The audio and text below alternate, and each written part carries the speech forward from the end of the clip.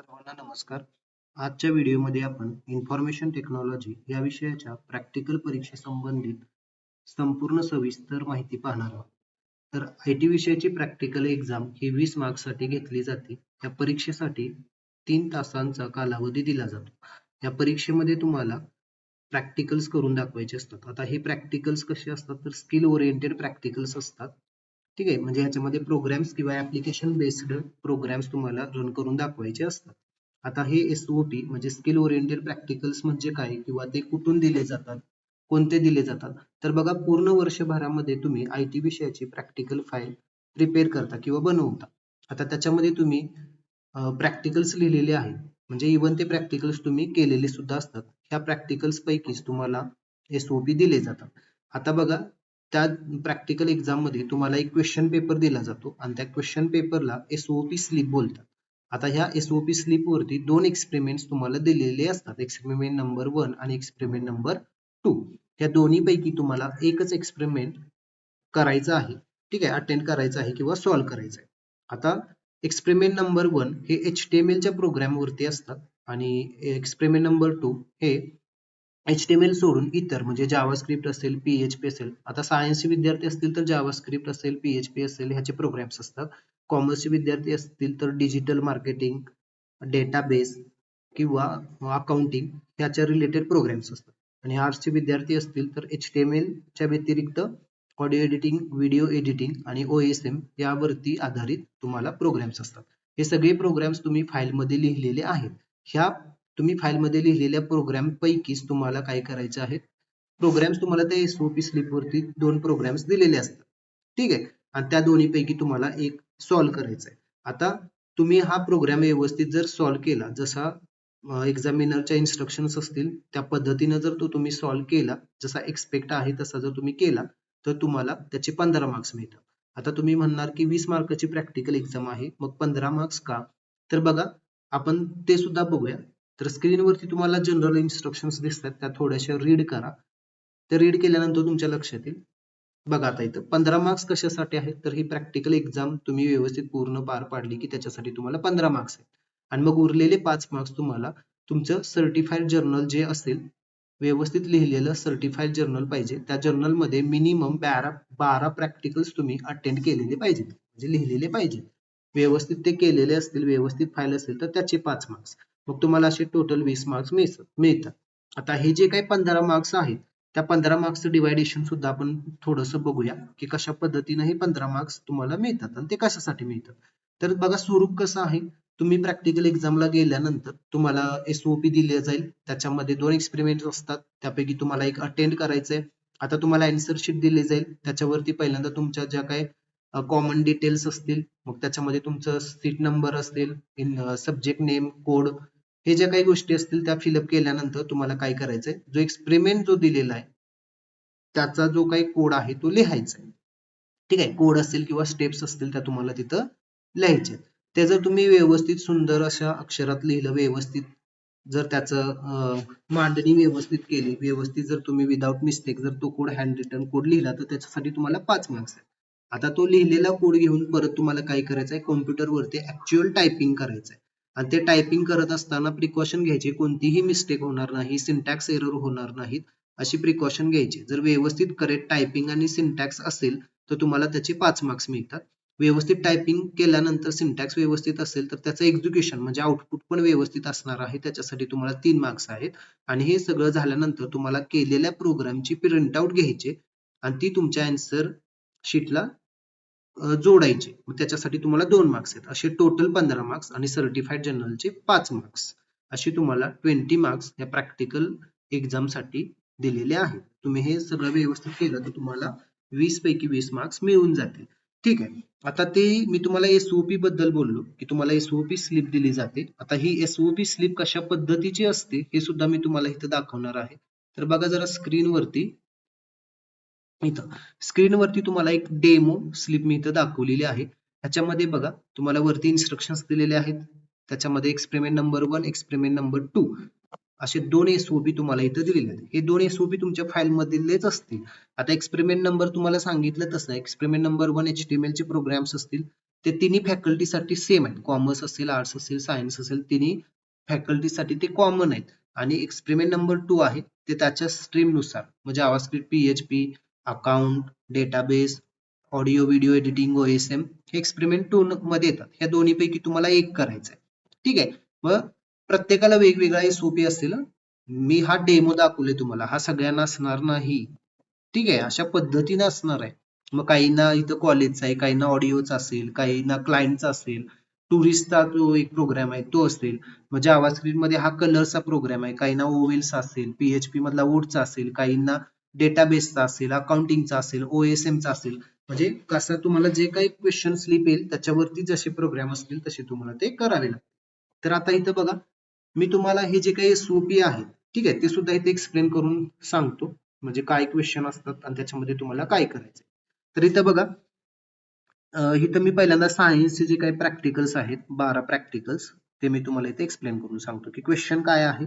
मी काय तो कोड लिहित बसणार नाही, इथं ऑलरेडी कोड आहे, तो तुम्ही बघायचा आहे. मी फक्त ह्याचा आउटपुट काय येणार आहे, एक्सपेक्टेड आउटपुट काय असतं ते मी तुम्हाला इथं सांगेन. त्याचबरोबर एक्झामिनर तुम्हाला काही ह्याच्यावरती 1-2 क्वेश्चन विचारेल, काय विचारू शकतात ते मी तुम्हाला इथं सांगेन. तर हा पहिला SOP आहे, त्याच्यामध्ये तुम्हाला क्रिएशन ऑफ वेबसाईट करायचं आहे.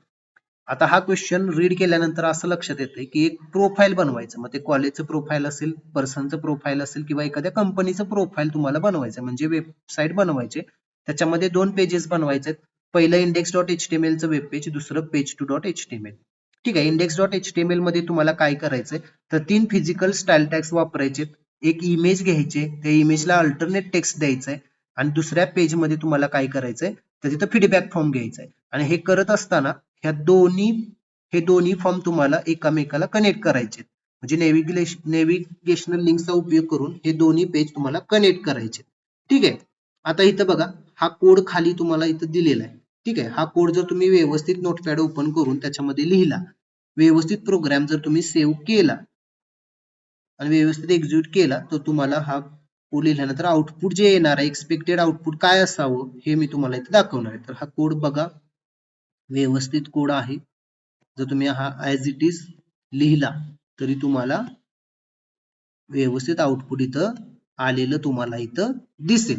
आता काय एक्सपेक्टेड आउटपुट आहे हे मी तुम्हाला दाखवतो. सुरुवातीला मी फक्त प्रोग्राम तयार असलेले प्रोग्रामचं तुम्हाला आउटपुट दाखवतो आणि ह्या व्हिडिओच्या शेवटी, म्हणजे हे सगळे प्रोग्राम एक्सप्लेन करून झाल्यानंतर, HTML चा प्रोग्राम असेल किंवा PHP चा प्रोग्राम असेल किंवा जावास्क्रिप्टचा प्रोग्राम असेल, ऍक्च्युअल लिहायचा कसा, सेव्ह कसा करायचा, रन कसा करायचा, काही चेंजेस करायचे असतील तर ते कसं करायचं, हे सगळं मी तुम्हाला ह्याच व्हिडिओमध्ये दाखवणार आहे. त्यामुळे कुणीही व्हिडिओ स्किप करायचा नाही, शेवटपर्यंत बघायचंय.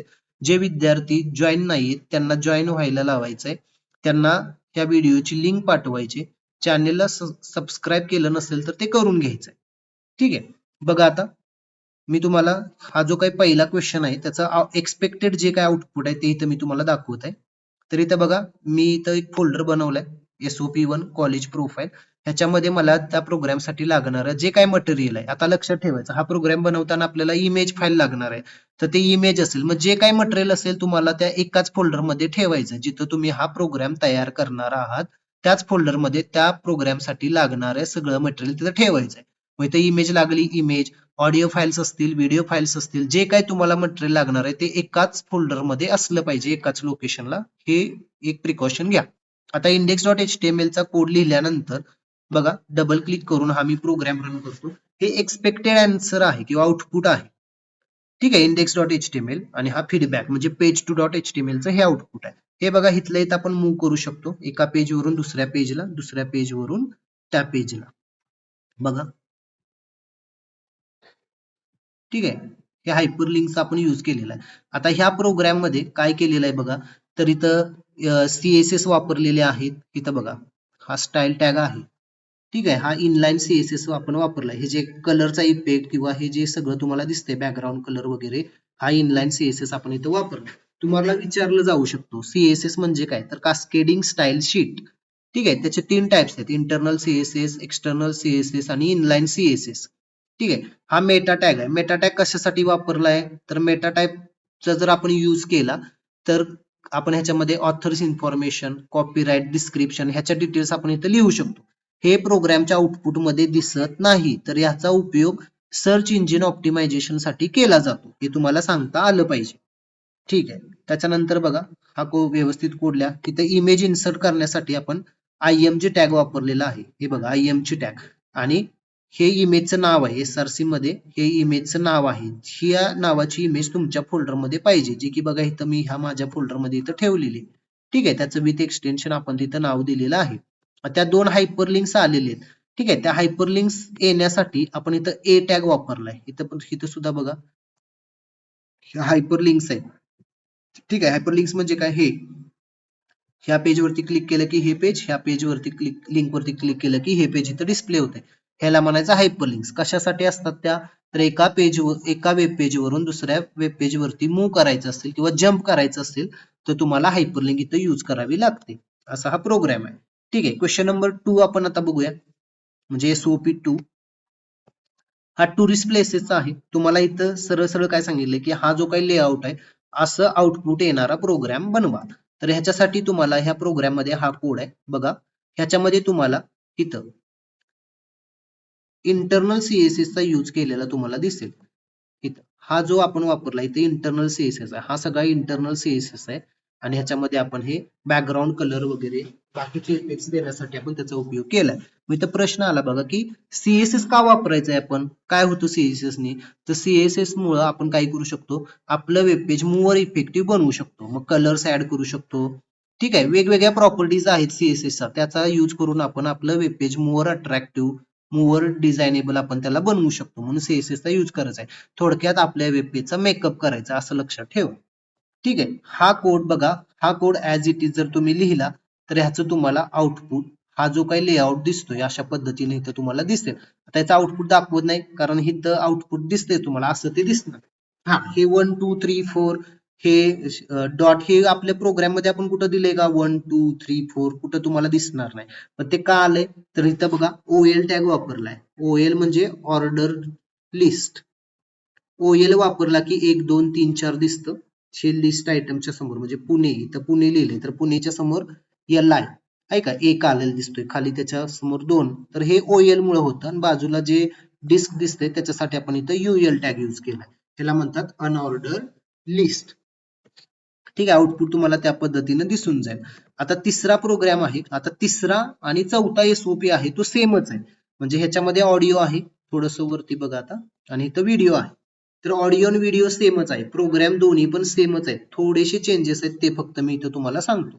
आता इथं बघा ऑडिओचा प्रोग्राम म्हणजे हा SOP आपण रीड केल्यानंतर तुमच्या लक्षात येईल की ह्या प्रोग्राम मध्ये सुद्धा आपल्याला 2 वेब पेजेस बनवायचे. पहिल्या वेब पेजचं नाव असेल audio.html, दुसऱ्या वेब पेजचं नाव असेल audio1.html. आता audio.html ह्या पेज मध्ये आपल्याला सिंगल सोर्स वेब पेज बनवायचंय आणि audio1.html मध्ये आपल्याला मल्टिपल सोर्स वेब पेज बनवायचंय. आता हे सिंगल सोर्स काय आहे, मल्टिपल सोर्स काय आहे, हे पण मी तुम्हाला सांगतो. पहिल्यांदा प्रोग्राम बघा. तर हा प्रोग्राम एकदम छोटासा आहे. मेन जर कंटेंट बघितला तर एवढाच आहे. बाकीचं काय पूर्ण सगळ्या प्रोग्राम मध्ये कॉमनच असतं. ठीक आहे. HTML हेड, टायटल वगैरे सगळं ते कॉमन आहे. आता इथं मेन कंटेंट काय आहे, तर ऑडिओ टॅग. आता तुम्हाला जर वेब पेज वरती ऑडिओ इन्सर्ट करायचं असेल तर तुम्हाला इथं ऑडिओ टॅग यूज करावा लागेल. इथं लिहिलंय बघा ऑडिओ. व्हिडिओ इन्सर्ट करायचा असेल तर मग कोणता, व्हिडिओ टॅग. बघा ऑडिओसाठी ऑडिओ टॅग, व्हिडिओसाठी व्हिडिओ टॅग. ठीक आहे.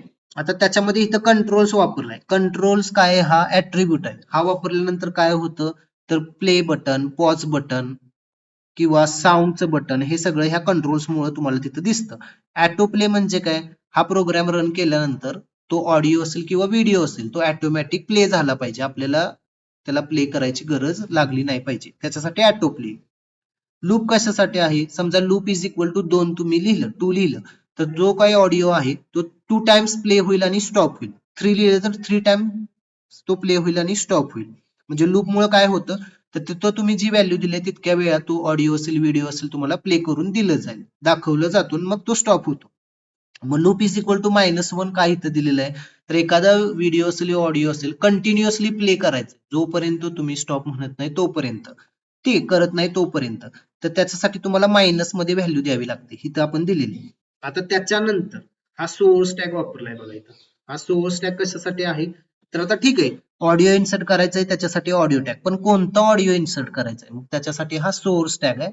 SRC is equal to SRC attribute मध्ये इथं तुम्हाला त्या ऑडिओ किंवा व्हिडिओ फाईलचं नाव द्यायचं आहे आणि त्याच्यासमोर त्याचं एक्सटेन्शन MP3 MP4 काय असेल ते, आणि ते पुढे टाईप ऑडिओ हे म्हणून ऑडिओ, व्हिडिओ असेल तर व्हिडिओ, आणि इथं मग हेच लिहिलं, इथं MP3 आहे, इथं MP3 लिहिलं तरी चालते, जे एक्सटेन्शन आहे ते तिथं तुम्हाला लिहायचं.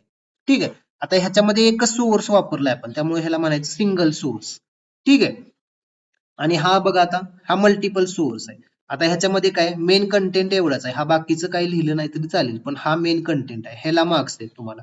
आता सेमच कोड आहे बघा, वरचा जो आपण बघितला तोच कोड इथे आहे, फक्त हा सोर्स जो आहे हा 3 वेळा लिहिलेला तुम्हाला दिसेल, 3 वेळा लिहायचा. आता एकदा होता त्यामुळे सिंगल, आता एकापेक्षा जास्त आहे त्यामुळे इथं मल्टिपल म्हटलं. ठीक आहे. आता तोच ऑडिओ असेल, तोच व्हिडिओ असतील, फक्त त्याचे एक्सटेन्शन बदलतील इथं. ठीक आहे, म्हणजे प्ले केल्यानंतर साऊंड तोच ऐकायला येईल तिघांचा, फक्त एक्सटेन्शन वेगळे, तिथे MP3 WAV आणि OGG, आणि तेच इकडे आपण इथं लिहिलेलं बघा इथं टाईप मध्ये. हाच प्रोग्राम व्यवस्थित लिहायचा आहे, म्हणजे कॉपी पेस्टच करायचंय थोडं, फक्त सोर्स इथं मल्टिपल वेळा लिहायचं. आता सिंगल लिहिल्यावरती काय होतं, मल्टिपल लिहिल्यानंतर काय होतं हे आपण बघूया. तर सिंगलचा प्रोग्राम आपण रन केला, ठीक आहे, आणि समजा आपण इथं हा जो काही .mp3 आपण समजा गुगल मध्ये प्रोग्राम आपला रन करतोय आणि तिथं जर हा MP3 ऑडिओ फॉर्मॅट सपोर्ट करत नसेल तर आपला ऑडिओ प्ले होईल का? होणार नाही, मग आपल्या आउटपुट मध्ये काहीच दिसणार नाही. आणि तीच जर व्हिडिओ आपण मल्टिपल सोर्सनी जर प्रोव्हाइड केली प्रोग्राम मध्ये, तर समजा MP3 चा प्रोग्राम सपोर्ट करत नाही, तर तो काय करेल, 2 नंबरचा सोर्स आहे तो सपोर्ट करतोय का बघेल, तो प्ले करेल. तो होत नसेल तर 3 नंबरचा. मग इथं काय केलं जातं, जास्तीत जास्त मल्टिपल सोर्सेस प्रोव्हाइड केले जातात, जेणेकरून आपण आपला प्रोग्राम कोणत्या पण ब्राउझर मध्ये रन केला तर तिथं तो ऑडिओ फॉर्मॅट किंवा व्हिडिओ फॉर्मॅट काय झाला पाहिजे, सपोर्ट, कोणता तरी एक सपोर्ट होईल, आणि आपलं वेब पेज आउटपुट ब्लँक राहण्याऐवजी कोणता तरी त्याला फॉर्मॅट सपोर्ट होऊन तो ऑडिओ असेल किंवा व्हिडिओ असेल तो प्ले तिथं तुम्हाला झालेला दिसेल. ठीक आहे, हा सिंगल सोर्स आणि मल्टिपल सोर्स साठी हे प्रोग्राम्स.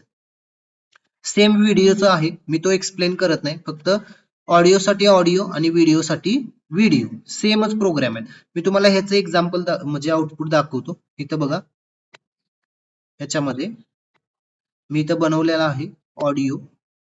ठीक आहे. आता बघा एक प्रिकॉशन, इथं बघा ऑडिओ हे 2 वेब पेजेस इथंच मी बनवले, त्याला लागणाऱ्या सगळ्या ऑडिओच्या व्हिडिओच्या फाईल्स आहेत त्या इथंच मी घेऊन ठेवलेल्या आहेत. एक तर तुम्हाला तिथं एक्झामिनर देईल, म्हणजे तुमच्या कॉम्प्युटरवरती ऑलरेडी त्या फाईल्स असतील, किंवा तुम्हाला इंटरनेट वरून डाउनलोड करून तुमच्या फोल्डरमध्ये ह्या लागणाऱ्या सगळ्या फाईल्स ठेवायचे. त्या लागणारं मटेरियल आणि आपला आपण करतोय तो प्रोग्राम एकाच फोल्डर मध्ये असणार, ही प्रिकॉशन घ्यायची आहे. मी वारंवार सांगितले बघा आता तुम्हाला. आता त्याच्यानंतर मी तुम्हाला एक रन करून दाखवतो. आता हा प्रोग्राम मी रन करतो, तर इथं बघा, ठीक आहे, प्ले पॉज बटन आले, त्याच्यासाठी कंट्रोल सपोर्ट मल्टिपल सोर्स आपण रन केला तर बघा इथं मल्टिपल सोर्स. ठीक आहे. आता बघा मल्टिपल सोर्स आहे, मी 3 वेळा सोर्स लिहिलाय म्हणून तर मला 3 वेळा दिसत नाही, एकच सोर्स दिसतोय जो की ह्या ब्राउझरला सपोर्ट होतोय, तोच फक्त इथं सोर्स दाखवला जातोय, बाकीचे दाखवत नाहीत. 3 आपण कोड मध्ये लिहिलेत म्हणून इथं तिन्ही पण दिसत नाहीत.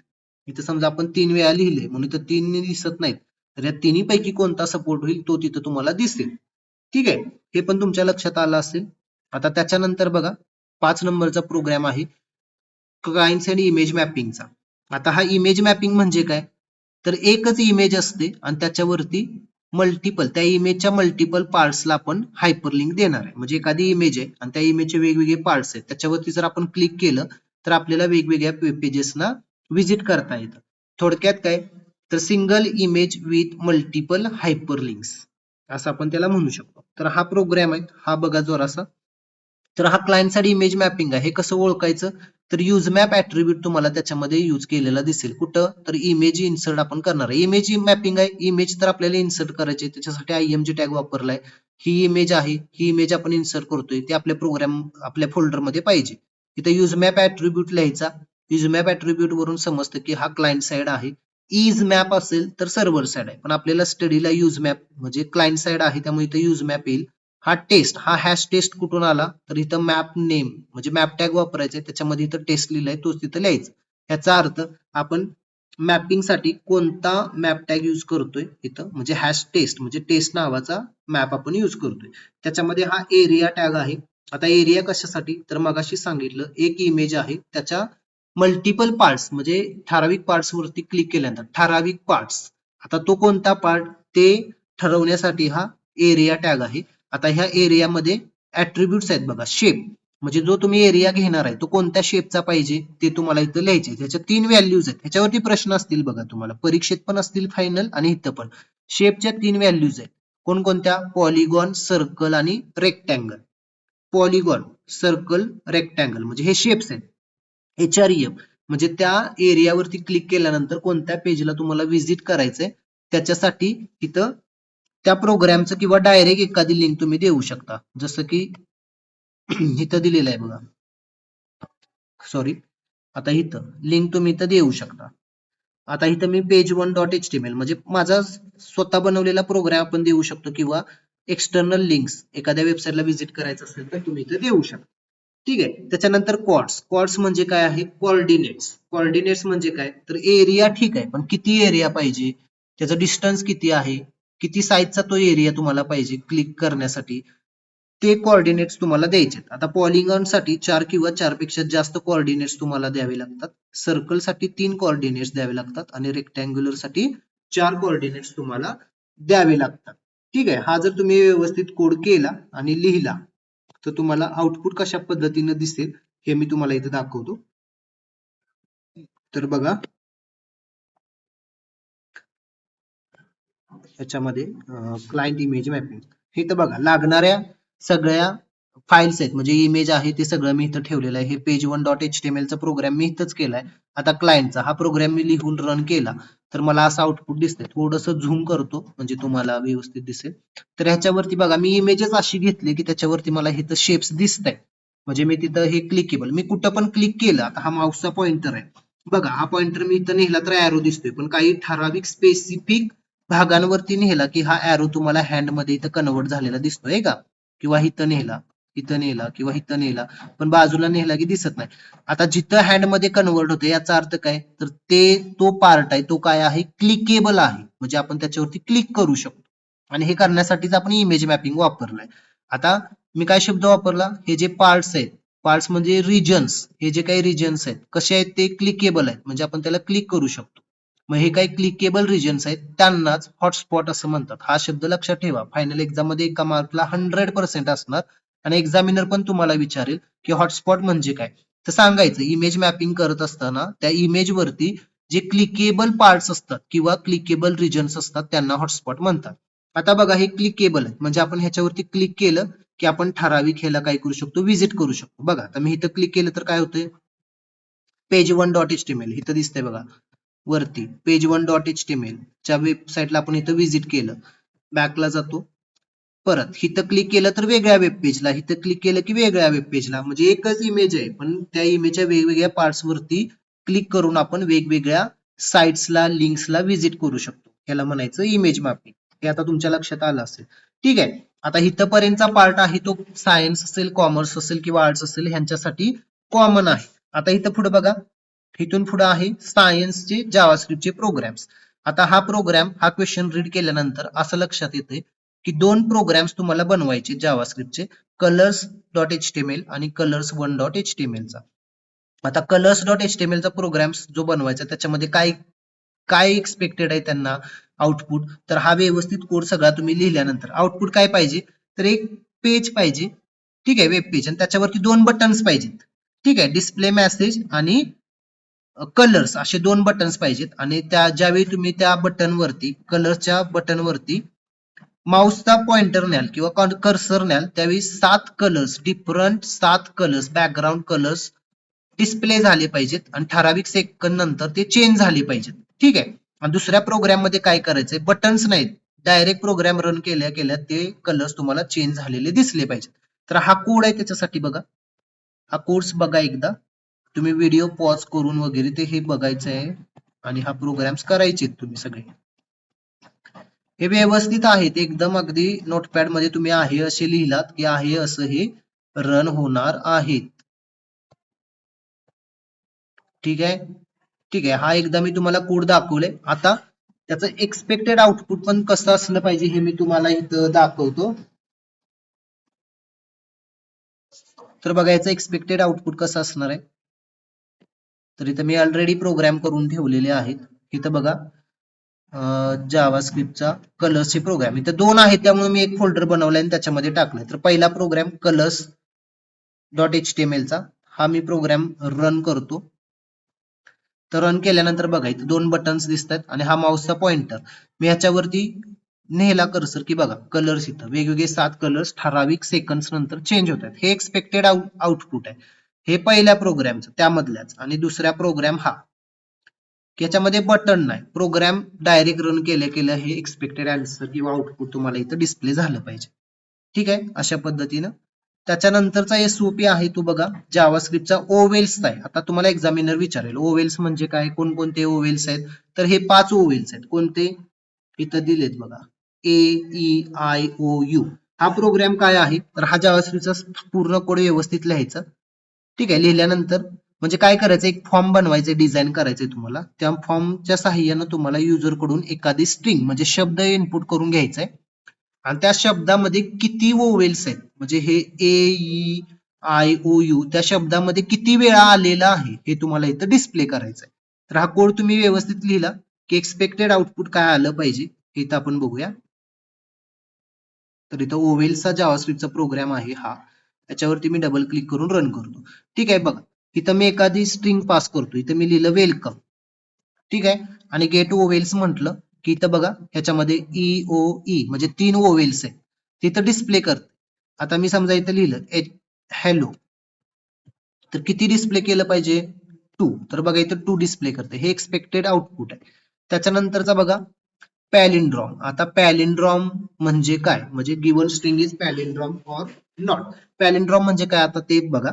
तर एखादा शब्द आपण सरळ वाचला आणि रिव्हर्स वाचला तरी त्याचं मीनिंग बदलत नाही किंवा तो शब्द येतो. किंवा अंकांच्या पण बाबतीत पॅलिंड्रॉम नंबर म्हटलं की कसा, तर आपण एखादा शब्द लिहिला तो सरळ वाचला किंवा रिव्हर्स वाचला किंवा लिहिला तरी त्याचं मीनिंग बदलत नाही, तो ऍज इट इज तसाच दिसतो, तर त्याला म्हणायचं पॅलिंड्रॉम स्ट्रिंग. तर हा कोड आहे, हा कोड तुम्ही व्यवस्थित लिहिला. हा सुद्धा एक फॉर्म डिझाईन करायचे, त्याच्या माध्यमातून एक शब्द घ्यायचे आणि तो शब्द पॅलिंड्रॉम आहे का नाही हे तुम्हाला दाखवायचं आहे. आता हा कोड व्यवस्थित लिहिला आणि तुम्ही जर रन केला प्रोग्राम तर एक्सपेक्टेड आउटपुट असं असलं पाहिजे. तर बघा ह्याच्यामध्ये तुम्ही समजा आपण लिहिलं नितीन. आता नितीन आपण लिहिलं बघा, सरळ लिहिलं, रिव्हर्स लिहिलं किंवा सरळ रीड केलं, रिव्हर्स रीड केलं तरी त्याचं नितीनच येतं. ठीक आहे, बघा इथं. तर काय आउटपुट आलं पाहिजे, द गिवन स्ट्रिंग इज पॅलिंड्रॉम. दुसरा एखादं देऊन बघूया. इथं आपण समजा दिलं ABCD. आता रिव्हर्स लिहिले तर ABCD येणार आहे का, नाही येणार. म्हणजे आउटपुट काय आलं पाहिजे, the given string is not a palindrome आलेलं आहे बघा. ठीक आहे, त्याच्यानंतर पुढं मार्क्सचा हा काय आहे, तर फॉर्मच्या साहाय्यानं 6 सब्जेक्टचे मार्क्स एंटर करून घ्यायचे, ऍव्हरेज कॅल्क्युलेट करायचे, आलेल्या ऍव्हरेज नुसार त्या विद्यार्थ्याचा ग्रेड तुम्हाला इथं डिस्प्ले करायचा आहे. तर इथं हा प्रोग्राम आहे, कोड आहे, व्यवस्थित बघायचा, व्यवस्थित टाईप करायचा. इथं बघा. ठीक आहे, हे वापरून फॉर्म वापरून हा इथं फॉर्म वापरून युजर कडून आपण काय केलेले आहेत, सब्जेक्टचे मार्क्स एंटर करून घेतलेले आहेत. इथं जावास्क्रिप्टचा यूज करून आपण इथं टोटल कॅल्क्युलेट केलंय. टोटल वरून आपण इथं नंबर ऑफ, आता तुम्हाला विचारेल एक्झामिनर विचारू शकतो की ऍव्हरेज कसा कॅल्क्युलेट केला, तर सांगायचं 6 सब्जेक्ट आहेत, ह्या 6 सब्जेक्टची सम घेतली म्हणजे बेरीज केली आणि त्याला डिवायडेड बाय 6 केला, ऍव्हरेज कॅल्क्युलेट झाला. इफ एलचा यूज करून आपण हे लिहिलेला आहे कोड. हा कोड लिहिल्यानंतर बघा, हा कोड लिहिल्यानंतर एक्सपेक्टेड आउटपुट काय असलं पाहिजे हे मी इथं तुम्हाला दाखवतो. ठीक आहे, मार्क्स हा प्रोग्राम. तर ह्याच्यामध्ये मार्क्स इथं टाकायचे, मी टाकतो बघा इथं 60 टॅप 60 70 80 70 80 आणि परत मी इथं टॅब म्हटलं की ऑटोमॅटिक इथं ऍव्हरेज मार्क्स 70 कॅल्क्युलेट झाले. आणि आता आपण त्या प्रश्नामध्ये इथं जो इथं दिलेला आहे बघा, आता 70 आहेत म्हणजे 61 ते 70 मध्ये आहेत, म्हणजे काय ग्रेड मिळाला पाहिजे त्याला, डी ग्रेड इथं त्याला मिळाला पाहिजे. ठीक आहे, तो त्याला मिळतोय का बघूया आपण.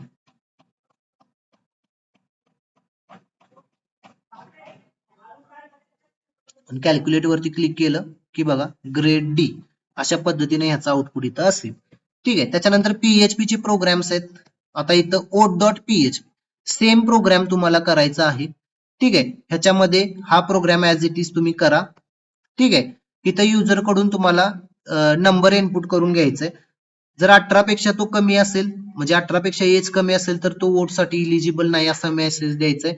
आणि 18 पेक्षा जास्त तो नंबर आपण इनपुट करत असू तर तो वोटसाठी इलिजिबल आहे असं इथं दाखवायचं. ओवेल्स सेम जावास्क्रिप्ट सारखंच ओवेल्सचा फक्त कोडचा सिंटॅक्स वेगळा आहे, मांडायची पद्धत वेगळी आहे PHP मध्ये. हा कोड तुम्ही बघा, व्यवस्थित तुम्ही तो मांडायचा, म्हणजे लिहायचा, व्यवस्थित आउटपुट रन होईल. आणि ऍरे, आता ऍरे बद्दल तुम्हाला काय विचारलं जाईल, ऍरे म्हणजे काय, तर ऍरे म्हणजे काय असतो, तर एक व्हॅरिएबल आहे. कसला व्हॅरिएबल आहे की तो ऍट ए टाइम एकापेक्षा जास्त व्हॅल्यू स्टोअर करतो. म्हणजे नॉर्मल जे व्हॅरिएबल आहेत ते काय करतात, एकच व्हॅल्यू स्टोअर करतात. आणि ऍरे फक्त असा व्हॅरिएबल आहे तो काय करतो, तर at A time multiple values तो स्टोअर करू शकतो. ठीक आहे, हे लक्षात ठेवा. हा कोड तुम्ही व्यवस्थित लिहिला की तुम्हाला एक्सपेक्टेड आउटपुट येऊन जाईल. आता तुम्ही म्हणणार PHP चे प्रोग्रामचं आउटपुट तुम्ही का दाखवलं नाही, तर मी तुम्हाला HTML असेल किंवा PHP चे प्रोग्राम असतील ते कसे करायचे हे सुद्धा ह्याच व्हिडिओमध्ये सांगणार आहे.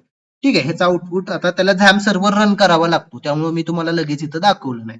तर बघा, पहिल्यांदा आपण HTML चा प्रोग्राम कसे करायचे ते बघूया आणि त्याच्यानंतर PHP चा प्रोग्राम कसा करायचा हे सुद्धा आपण ह्याच व्हिडिओमध्ये पाहणार आहोत. तर पहिल्यांदा आपण HTML चा प्रोग्राम कसा करायचा आहे बघा ते बघूया. थोडंसं मी मिनिमाइज करतो हे सगळ्या गोष्टी.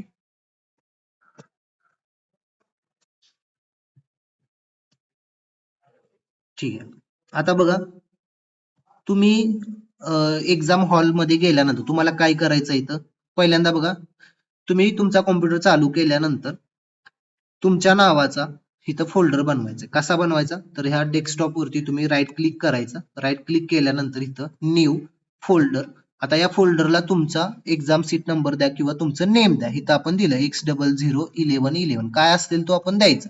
ठीक आहे, बाजूला क्लिक करा. त्याच्यानंतर त्याच्यावरती डबल क्लिक करून तो फोल्डर इथं ओपन करा.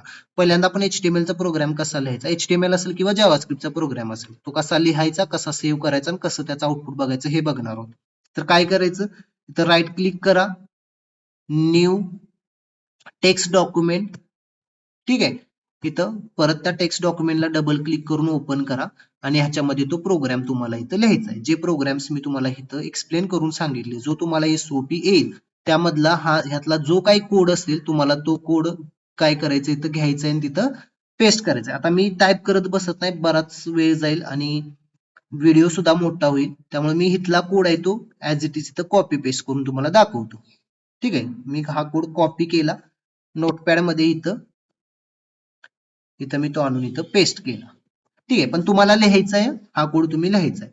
तर बघा, एकदा तुम्ही लिहिला की परत सेव्ह कसा करायचा, तर फाईल मध्ये जायचं, सेव्ह ॲज म्हणायचं, सेव्ह म्हणायचं नाही. सेव्ह ॲज म्हटला की ते एकदा चेक करायचं वरती की तुमच्याच फोल्डर मध्ये आहे का. बघा, डेस्कटॉप वरती आपण जो सीट नंबर बनवला होता फोल्डर त्याच्यामध्येच आपण आहोत. तर इथं त्या प्रोग्रामला नाव द्यायचं. समजा मी ह्याला नाव दिलं ओवेल्स किंवा पॅलिंड्रॉमचा बनवलाय ना हा, त्यामुळे ह्याला आपण पॅलिंड्रॉम डॉट HTML. आता हा जावास्क्रिप्टचा प्रोग्राम आहे, HTML चा असेल किंवा जावास्क्रिप्टचा असेल, सेम मेथड आहे. प्रोग्राम नोटपॅड मध्ये लिहायचा, सेव्ह ॲज करायचा, त्याला डॉट एक्सटेन्शन HTML द्यायचं आणि इथं सेव्ह म्हणायचं. ठीक आहे, सेव्ह म्हटल्यानंतर हा आहे तो प्रोग्राम, मिनिमाइज करा. तुम्हाला तुमच्या त्या फोल्डर मध्ये इथं बघा पॅलिंड्रॉम नावाचं इथं त्याचा आयकॉन सुद्धा वेब ब्राउझर इथं आलेला दिसेल. याचा अर्थ की प्रोग्राम इथं तयार झालेला आहे. सुरुवातीला बघा ही एकच फाईल होती, आपण सेव्ह केल्यामुळे इथं दुसरी फाईल तयार झाली. त्याला आयकॉन बघा गुगल क्रोमचा आहे, म्हणजे वेब ब्राउझरचा आहे. हा प्रोग्राम तुमचा तयार झाला.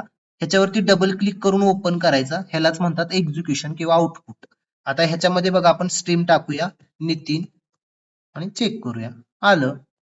अशा पद्धतीने तुम्हाला इथं आउटपुट येईल. समजा काही करेक्शन असतील तर तुम्ही इथं मिनिमाइज करून ठेवलाय, ह्याच्यामध्ये यायचं, तुम्हाला ज्या करेक्शन करायच्या त्या करा. इथं फाईल मध्ये परत सेव्ह म्हणायचं. आता इथं सेव्ह ॲज म्हणायचं नाही, कारण आहे त्या प्रोग्राम मध्ये आपण काय केले, करेक्शन बदल केलेला आहे. आणि सेव्ह म्हणा, परत हा प्रोग्राम मिनिमाइज करा आणि डबल क्लिक करून परत त्याचा आउटपुट बघा. ठीक आहे, बघा आता काही वेळा मुलं काय करतात किंवा विद्यार्थी काय करतात, प्रोग्राम क्लोज करतात, मिनिमाइज करत नाहीत. ठीक आहे, हे दोन्ही समजा क्लोज करतात आणि आता इथं ओपनच नाही, मग तुम्ही म्हणणार आता कसं करायचं, ह्याच्यावरती डबल क्लिक केलं तर आउटपुट येतंय, मग कोड कसा पाहायचा, तर काय करायचं, इथं त्या प्रोग्राम वरती जायचं, इथं त्याच्यावरती क्लिक करायचं, राईट क्लिक करायचं आणि परत इथं ओपन विथ नोटपॅड म्हणायचं, इथं नोटपॅड. इथं परत तो कोड ओपन होईल, जे चेंजेस तुम्हाला करायचे ते ह्याच्यामध्ये करायचे. परत फाईल मध्ये जाऊन इथं सेव्ह म्हणायचं, क्लोज केला मिनिमाइज केला तरी चालेल. डबल क्लिक करून तुम्ही तो प्रोग्राम रन करू शकता. इथं तुम्हाला आउटपुट त्याचं आलेलं इथं दिसेल. ठीक आहे, ही झाली प्रोसेस HTML चा प्रोग्राम करायची, HTML किंवा जावास्क्रिप्टचा. आता आपण काय बघणार आहोत की PHP चा प्रोग्राम कसा रन करायचा हे आपण बघूया.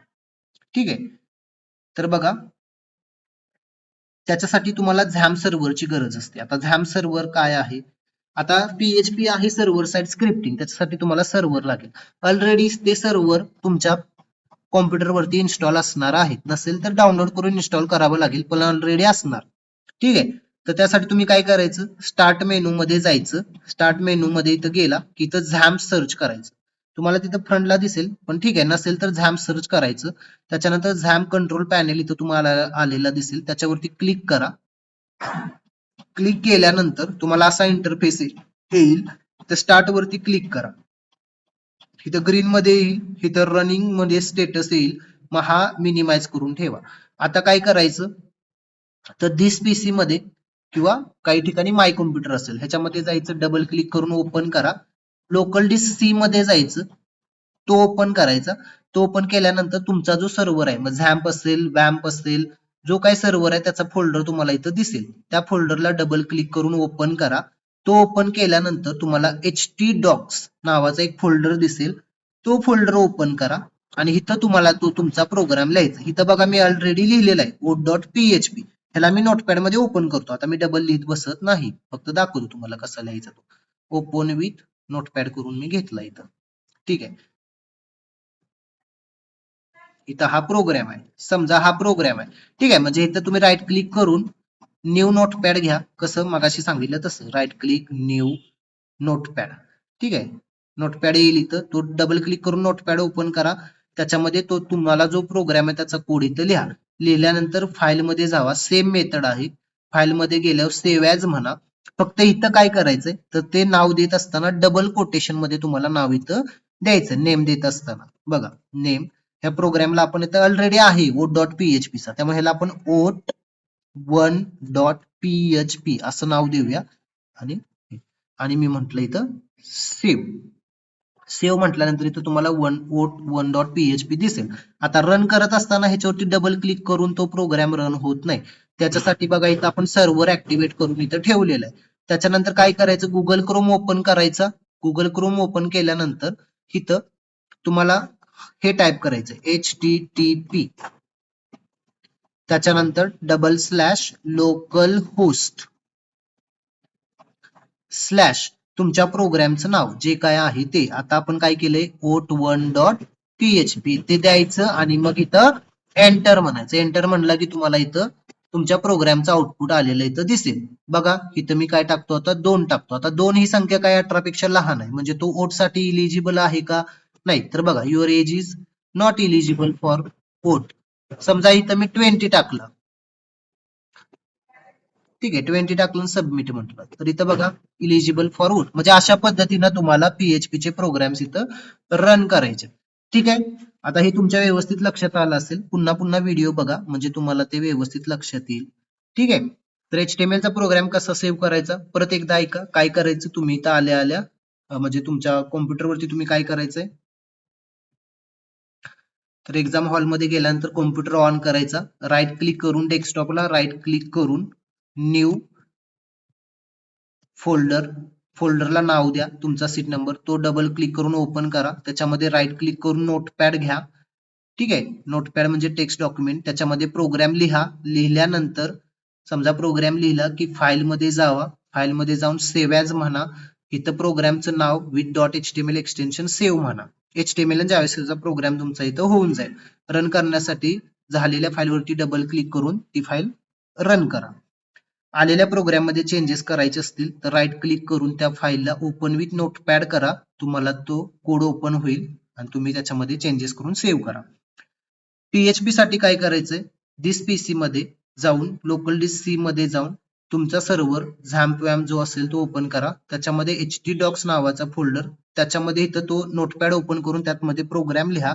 सेव्ह ॲज करा. सेव्ह ॲज करताना नाव .php द्यायचं. लक्षात ठेवा, HTML जावास्क्रिप्ट साठी .html, PHP च्या प्रोग्राम साठी .php डबल कोट्स मध्ये द्यायचं. सेव्ह करायचं. रन कसा करायचा, तर वेब ब्राउझर मध्ये इथं जायचं. लोकल होस्ट ती लाईन सांगलेली टाईप करा. तुमच्या प्रोग्रामचं नाव येईल. फक्त त्याच्यासाठी हा झॅम्प सर्व्हर ऍक्टिव्हेट केलेला पाहिजे. कसा करायचा सांगितले. तर स्टार्ट मध्ये जावा, झॅम्प सर्च करा, कंट्रोल पॅनेल वरती क्लिक करा, ओपन होईल. असा इंटरफेस येईल. इथं स्टार्ट म्हणा आणि मिनिमाइज करून ठेवा. तर ह्या व्हिडिओमध्ये तुम्हाला सांगितलेल्या सर्व गोष्टी उपयोगी होतील. ठीक आहे, फक्त थोडंसं प्रॅक्टिस करा, तुम्हाला इझिली येऊन जाईल. आता कॉमर्सचे प्रोग्राम्स मी ह्या व्हिडिओमध्ये सांगत नाही, कॉमर्स चार्टचे, त्याच्यासाठी मी सेपरेट व्हिडिओ बनवून टाकतो, कारण हा खूप आता लेंदी प्रोग्राम किंवा व्हिडिओ होत चाललेला आहे. त्याच्यामध्ये मी तुम्हाला सांगतो नेक्स्ट व्हिडिओमध्ये. ठीक आहे, फक्त सगळ्यांनी व्यवस्थित बघा. ज्या मुलांनी अजून सबस्क्राईब केलेलं नाही त्यांनी करा. बाकीच्या विद्यार्थ्यांना व्हिडिओ फॉरवर्ड करा. ठीक आहे, आणि ह्याच चॅनेलवरती तुम्हाला आता ज्यावेळी आपली फायनल एक्झाम असेल, ठीक आहे, मग त्याच्यामध्ये थोडासा गॅप आहे. ठीक आहे, मला वाटतं 7 ते 8 दिवसांचा गॅप आहे. तर त्याच्यामध्ये मी तुमचे इम्पॉर्टंट क्वेश्चन साठी ह्याच्यावरती व्हिडिओ लेक्चर घेणार आहे. अगदी तेवढेच व्हिडिओ जर तुम्ही केले, व्यवस्थित प्रिपेअर केलं, तेवढ्याचा स्टडी केला, तर अगदी तुम्हाला 60 ते 70, 80 पैकी 60 ते 70 मार्क्स इझिली मिळतील, असं आपण ह्याच्यामध्ये करून घेणार आहोत. ठीक आहे, त्यामुळे त्या लेक्चरसाठी ते पण तुम्हाला ह्याच्यावरती मिळतील चॅनेलवरती. त्यामुळे चॅनलला सबस्क्राईब करून ठेवा. बाकीच्या विद्यार्थ्यांना पाठवा, त्यांना सबस्क्राईब करायला लावा. आणि जे प्रोग्राम्स आपल्या फायनल एक्झाम मध्ये असणार आहेत, ठीक आहे, त्याचे सुद्धा व्हिडिओज मी इथं टाकणार आहे. ते प्रोग्राम 100% तुम्हाला तिथं येणारच. ठीक आहे, एवढी मी तुम्हाला सांगतो, गॅरंटी पण देतो की तसेच प्रोग्राम तुम्हाला येणार. अगदी 60 ते 70 मार्क्सचे तुमचं प्रिपरेशन इथंच होऊन जाईल. ठीक आहे, त्यामुळे ते लाईव्ह लेक्चर साठी सुद्धा चॅनलला सबस्क्राईब करून ठेवा. ते सुद्धा व्हिडिओ तुम्ही पाहायचे. ठीक आहे, ह्या व्हिडिओमध्ये आपण इन डिटेल सगळं पाहिलेलं आहे. जरी काही डाऊट्स असतील तर कमेंट्सद्वारे मला विचारा, मी ते तुम्हाला सांगेन. ठीक आहे, आजच्या व्हिडिओमध्ये आपण थांबूयात. धन्यवाद. थँक्यू.